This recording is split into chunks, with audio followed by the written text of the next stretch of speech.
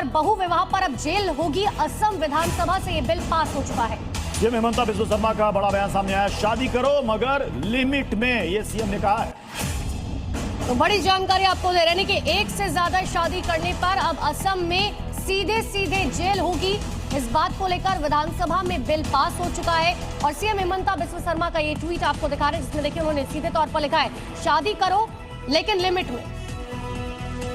और अगर आपने इस कानून का पालन नहीं किया तो सरकारी नौकरी भी नहीं रहेगी। मुख जिमान पारे रखाई लो,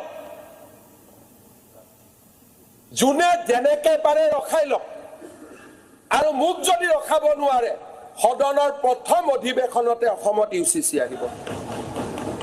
গতিকে অখিল গগৈ ডাঙৰীয়াৰ দায়িত্ব বাঢ়িলে, মুখ ৰখুৱাৰ দায়িত্ব আপোনাৰ বাঢ়িলে, আপোনালোকে আৰু কষ্ট কৰক, আৰু যাওক, আৰু চেষ্টা কৰক যাতে আপোনালোকে আমাক ৰখাব পাৰে।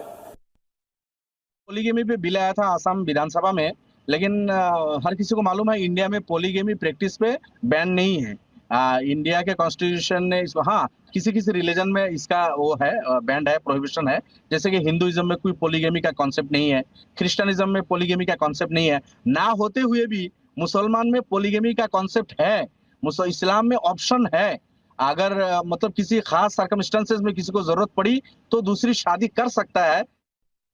ये बिल में क्या है, पूरी डिटेल आपके सामने हम रखते हैं। ये देखिए बिल में क्या क्या बातें हैं इसमें है। बहुविवाह के दोषी होने पर सरकारी नौकरी आप नहीं कर पाएंगे। तो इतना ही नहीं, देखिए आप ये समझिए कि आखिर बहुविवाह के दोषी जो हैं वो सरकारी नौकरी नहीं कर पाएंगे। और इस बिल का मकसद क्या है, बहुविवाह को समाप्त करना है प्रत्युष, और बिल में किसे राहत मिली है ये प्रत्युष बताएंगे। छठे शेड्यूल क्षेत्रों में शेड्यूल ट्राइब वर्ग पर यह बिल यानी कि यह कानून लागू नहीं होगा। योजनाओं का लाभ नहीं मिलेगा अगर आप बहुविवाह के दोषी पाए गए। बिल का मकसद क्या है, महिलाओं को उत्पीड़न से बचाना। बिल में किसे राहत दी गई है, इन क्षेत्रों की स्थानीय प्रथाओं को देखते हुए छूट दी गई है जो कि ट्राइबल एरियाज हैं।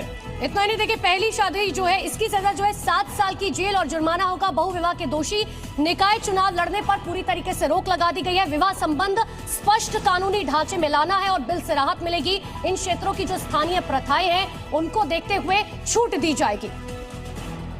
इसके अलावा पीड़िता को 1.40 लाख मुआवजा देना होगा। निकाय चुनाव आप लड़ नहीं पाएंगे। विवाह संबंध स्पष्ट कानूनी ढांचे में लाना इस बिल का मकसद है। हालांकि ट्राइबल एरियाज को, उनकी प्रथाओं को इस बिल से छूट दी गई है। आपको बता रहे थे कि आखिर देखिए क्या कुछ जो है फायदा होगा। अगली बड़ी खबर का रुख कर लेते हैं। फसल बीमा मुआवजा नहीं मिलने पर